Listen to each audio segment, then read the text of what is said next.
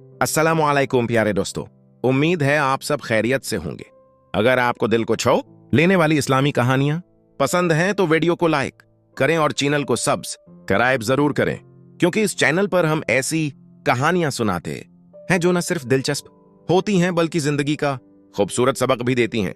आज की कहानी एक ऐसे गरीब लड़के की है जिसके पास कुछ भी नहीं था, न पैसे, न सहूलतें और न ही कोई मजबूत सहारा। लेकिन एक रात उसने दिल से एक दुआ मांगी। वो दुआ इतनी सच्ची थी कि चंद दिनों के अंदर उसकी जिंदगी में ऐसा वाकया पेश आया जिसने उसकी पूरी तकदीर बदल दी। लेकिन हैरानकुन बात यह है कि उस दुआ का जवाब उसे एक ऐसे शख्स के जरिए मिला जिससे वो पहले कभी नहीं मिला था। क्या वाकई एक सच्ची दुआ इंसान की जिंदगी बदल सकती है? ये जानने के लिए कहानी को आखिर तक जरूर देखें, क्योंकि इस कहानी का अंजाम आपके दिल को जरूर छू लेगा। पाकिस्तान के एक छोटे और सादा से गांव में हमजा नाम का एक लड़का रहता था। हमजा तकरीबन 15 साल का था। उसकी आंखों में ख्वाब तो बहुत थे, लेकिन हालात ऐसे थे कि वो ख्वाब अक्सर अधूरे ही रह जाते थे। उसके वालिद कई सालों से बीमार थे और काम करने के काबिल नहीं रहे थे। घर की सारी जिम्मेदारी उसकी माँ के कंधों पर थी। हमजा की माँ सुबह सवेरे उठती, घरेलू काम खत्म करती और फिर गांव के मुख्तलिफ घरों में जाकर सफाई और बर्तन धोने का काम करती।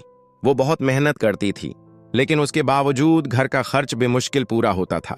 हमजा ये सब देखकर अक्सर खामोश हो जाता था। वो अपनी माँ की तकलीफ को समझता था।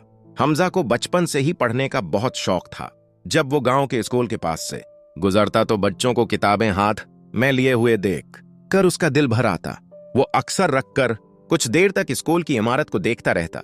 कभी कभी वो सोचता, काश मैं भी यहां पढ़ सकता, काश मेरे पास भी किताबें होते और मैं भी एक दिन बड़ा इंसान बन सकता।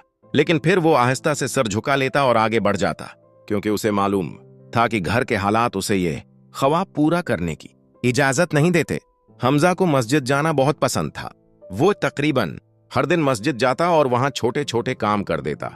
कभी वो मस्जिद का सहन साफ कर देता, कभी पानी की टंकी भर देता और कभी नमाजियों के जूते सीधे कर देता।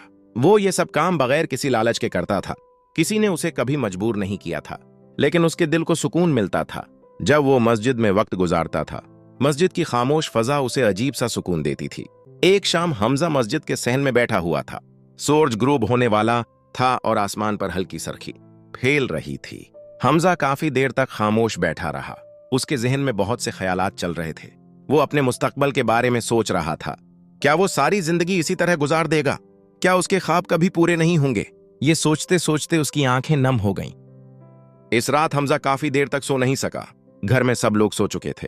खामोशी छाई हुई थी।